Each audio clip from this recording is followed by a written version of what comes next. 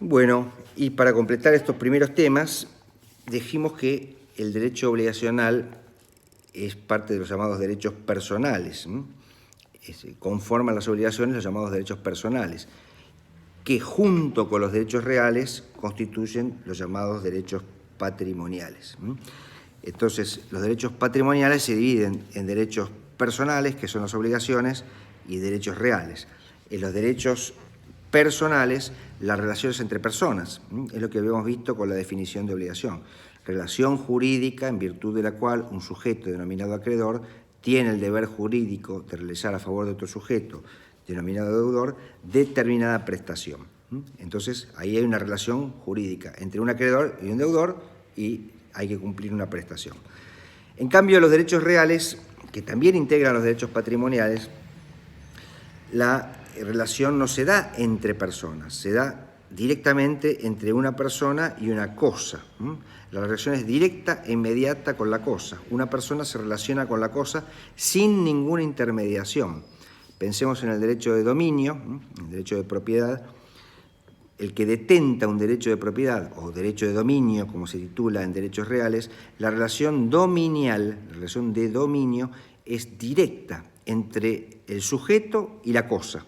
Nadie se interpone, nadie le está asegurando, nadie le está cumpliendo una prestación para que sea dueño. Directa relación entre la persona y la cosa, sin que nadie se lo tenga que asegurar, nadie le tenga que cumplir una prestación, ni nadie tenga que cumplir ningún deber. Directamente la persona que es dueña de la cosa, que tiene el dominio de la cosa, la relación es directa e inmediata con la cosa sin que haya ningún intermediario. Gran diferencia dentro de los derechos patrimoniales con los derechos personales, donde la relación es entre personas y alguien le tiene que cumplir una prestación. Si yo soy dueño de este tapabocas, mi relación es directa e inmediata con la cosa. Por lo tanto, el tapabocas se puede decir que integra mi patrimonio y la relación es directa entre la persona y el tapabocas. En cambio, si yo compro este tapabocas, alguien me tiene que hacer entrega del tapabocas. Hay una relación obligacional entre el comprador y el vendedor. El comprador paga el precio, el vendedor entrega la cosa. Por lo tanto, hay una relación entre el acreedor y el deudor en el pago del precio. Quien compra debe el precio y debe entregarlo, y quien vende la cosa debe entregar el tapabocas. Por lo tanto, hay una relación entre personas. Ahora, una vez que lo vendió, entregó el precio, el tapabocas pasa a integrar el patrimonio de la persona que lo compró. Por lo tanto, hay un derecho real de dominio sobre el tapabocas y la relación es directa e inmediata con la cosa. Entonces, los derechos reales, como las obligaciones, integran los derechos patrimoniales, es decir, que tienen contenido patrimonial.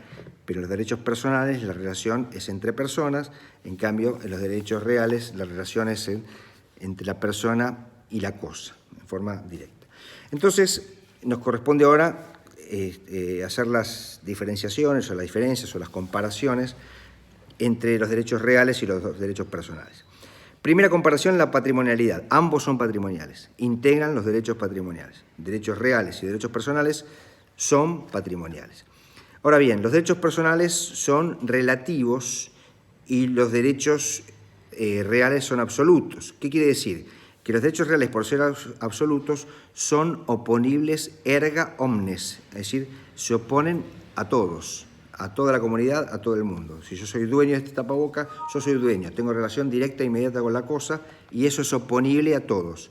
En cambio, los derechos personales son relativos. Si me deben este tapabocas porque yo pagué el precio, la relación es entre el acreedor y el deudor, entre ambos, y no frente a toda la comunidad. Me deben el tapabocas, me lo tienen que dar, me tienen que dar el tapabocas. El deudor debe darle al acreedor el tapabocas y eso es relativo entre ellos. Distinto es el tema con los derechos reales, porque yo soy dueño del tapabocas, eso es oponible a todos, es oponible erga omnes. Los derechos personales, la relación es bilateral, hay bilateralidad entre acreedor y deudor, por eso se llama que lo que hay es alteridad o bilateralidad, relación entre acreedor y deudor. En cambio, en los derechos reales no hay alteridad ni bilateralidad con una persona, volvemos a decir, la relación es directa e inmediata con la cosa. En los derechos personales rige el principio de autonomía de la voluntad. Ustedes saben que puedo crear todo tipo de contrato, mientras sea lícito. Hay contratos nominados, hay contratos innominados, hay contratos que están en el código, pero puede hacer otros. Ahí la autonomía de la voluntad creadora rige. En cambio, los derechos reales son solo los que dispone la ley. Existe otro principio que es el principio del numerus clausus. No puedo inventar, no puedo crear un derecho real que no esté contemplado en la ley. Rige otro principio que es el numerus clausus. En cambio, los derechos personales rige el principio opuesto, que es el de la voluntad creadora autónoma. Hay autonomía de la voluntad que crea los derechos personales. Y por último, los derechos personales rige la temporalidad, es decir, están destinados a extinguirse. Es decir, el propio crédito lleva el germen de su propia extinción. ¿El germen cuál es? Que lo van a pagar. Todo crédito se entiende que va a ser pagado, y si no es pagado, aparece todo el andamiaje legal para que lo cobre, ¿no? Como habíamos dicho en la relación de responsabilidad, ¿no? Existía la relación de deuda y relación de responsabilidad. Muy bien, los derechos personales entonces son temporales porque están destinados a ser cancelados. En cambio, los derechos reales son perpetuos. Si yo soy dueño de una cosa, lo soy para siempre hasta que la venda, pero no se extingue por la inacción. Puede ser que alguien haga la prescripción porque empieza a poseer, como hace actos posesorios, empieza a poseer, pero es porque la otra persona hizo actos posesorios, empezó a poseerla y finalmente me hizo la usucapión. Pero no es porque la persona deja de utilizar esa cosa. Es decir, los derechos reales son perpetuos, son para siempre, y no se pierden por eso. Se puede llegar a perder en lo que se llama usucapión porque otra persona, otro, empezó con los actos posesorios. Si no, no. Los derechos reales son perpetuos. Bueno, hasta acá llegamos con estos temas, después seguimos.